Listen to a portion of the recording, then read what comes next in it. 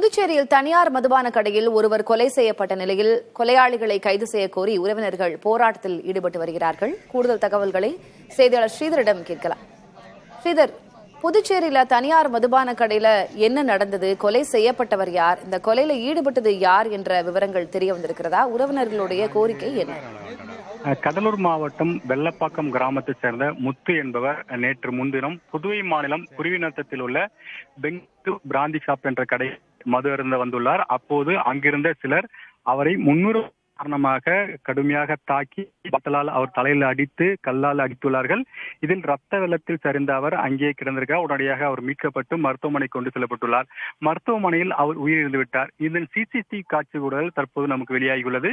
இது சம்பந்தமாக முத்துவின் உறவினர்களும் விடுதலை சிறுத்தை கட்சியினரும் தற்போது இங்கு முற்றுகையிட்டு சம்பந்தப்பட்ட இந்த மதுபான கடையை உடனடியாக மூட வேண்டும். அது மட்டும் இல்லாமல் இந்த மதுபான கடைக்கு வந்தவருக்கு உரிய பாதுகாப்பு தராத காரணத்தால் அந்த மதுபான கடை உரிமையாளர் மீது நடவடிக்கை எடுக்க வேண்டும். அது மட்டும் இல்லாமல் கொலை குற்றவாளிகள் உடனடியாக கைது செய்ய வேண்டும். அவர்கள் மீது முத்து பட்டியலின மக்களை சேர்ந்த காரணத்தினால் SC/ST ஆக்ட் பதிவு செய்ய வேண்டும்.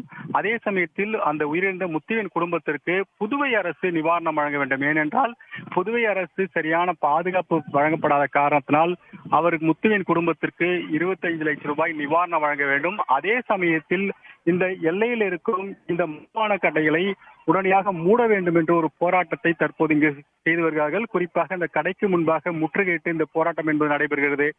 விரைவில் அவர்கள் வைத்த கோரிக்கைகள் நிறைவேற்றப்படவில்லை என்றால் இதைவிட மிகப்பெரிய ஒரு போராட்டத்தை வைக்கப் போவதாக தெரிவித்திருக்கிறார்கள். அதே சமயத்தில் தற்போது முத்துவின் கொலை வழக்கில் சம்பந்தப்பட்ட 3 பேரை கைது செய்துள்ளதாக காவல்துறை புதுவை மாநில காவல்துறை தெரிவித்திருக்கிறார்கள்.